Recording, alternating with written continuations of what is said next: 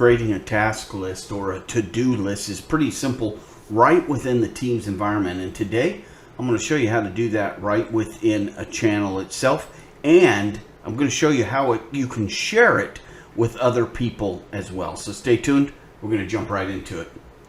So the first thing we're going to do is go into for example, your tenant, right? In my tenant, I'm not a guest, and I'm going to create a task area. Notice here I'm on lushadvisors.com, but I want to create tasks and I want to share this, and then we're going to go and look at another Teams environment where I am a guest and it's being shared with me by another organization. So this should be an interesting video. You're going to get both sides of the story. So the first side of the story is, let's say that you're working on a project with somebody or multiple projects, and you want to be able to track tasks on what's going on, what needs to be done, etc. Here we just click on this plus sign, and right here we're going to say tasks. Now this is tasks by planner and to do. We can also search for it here if we want tasks.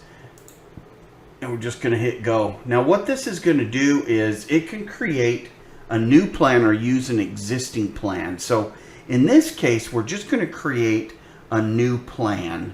And what this means is within Planner, for example, we can create a new plan called whatever we want to name it. In this case, we're going to name it Partner to Tasks. See how we have partner? That's the channel I'm in. I just kind of like to change it to that. So pretty easy. Partner to, we'll do a dash.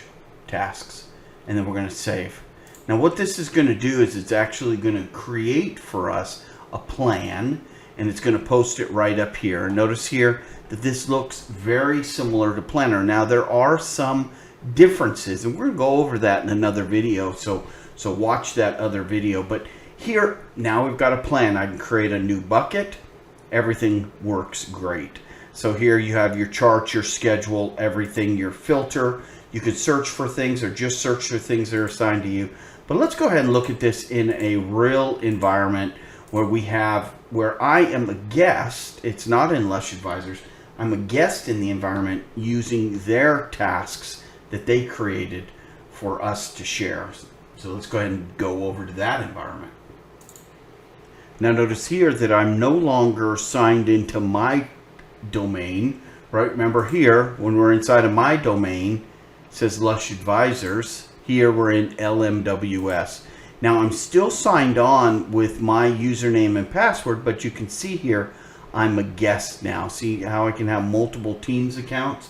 If I go over to here, I can't click that, so I'd have to switch back, but you can kind of see it right there. So anyways, so now let's take a look at this site. Notice here that there's nothing under here for me, but here, let's go ahead and click on here, and notice here we have tasks. You see it right there? So here we have tasks, and we can see this is within Teams itself, right? This is chatter within the Teams. And if I go here to tasks, I can see the actual tasks. Now, you notice Planner literally just popped up on the screen. This is taking me into a Planner view of things, and you can see here that these tasks, notice this one's signed to my brother, Greg.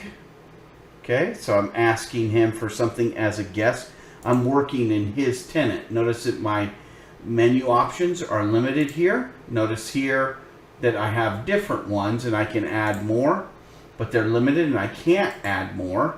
Okay, that's because LMWS, Last Mile Worker, they're in charge of this, so I can't do that. So also notice here I can create the tasks. I can assign them back and forth.